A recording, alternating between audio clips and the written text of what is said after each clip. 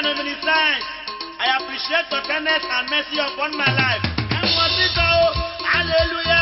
Oh, let me lie.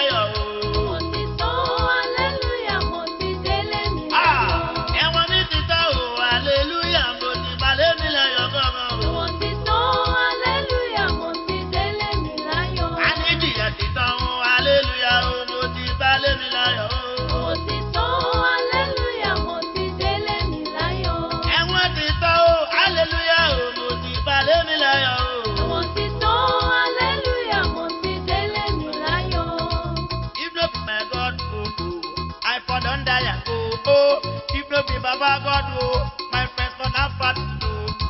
Those that wait upon the Lord, oh, they shall renew their strength, oh. No one cometh to the Father, oh, except to you, Jesus Christ, oh. If not be my God, oh, I for don't die, oh. If not be Baba God, oh, my friends for that part, oh. No one cometh to the Father, oh, except to you, Jesus Christ, oh.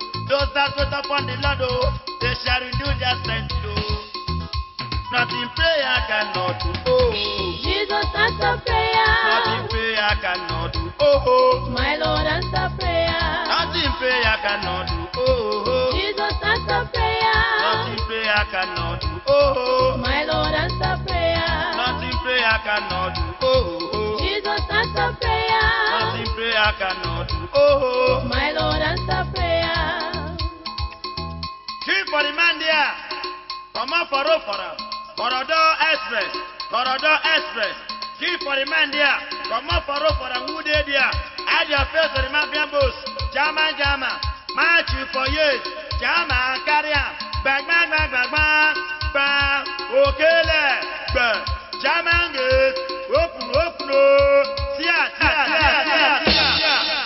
and what it out. Hallelujah, Moti, let me lie.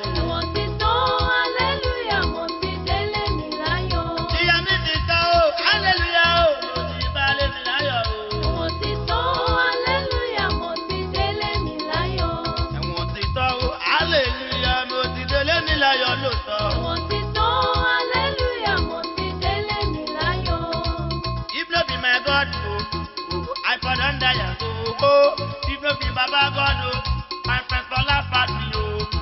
No one cometh to the Father, oh, except you, Jesus Christ, oh. Those that wait upon the Lord, oh, they shall renew their strength, oh. If no be my God, oh, I pardon die, oh, if no be Baba God, oh, my friends for laugh at me, oh. If no be my God, oh, I pardon die, oh, if no be my God, oh, my friends for laugh at me, oh.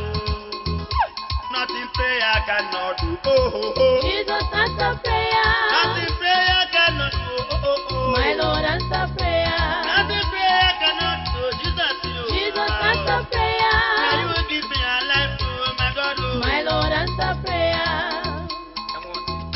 Hallelujah, oh.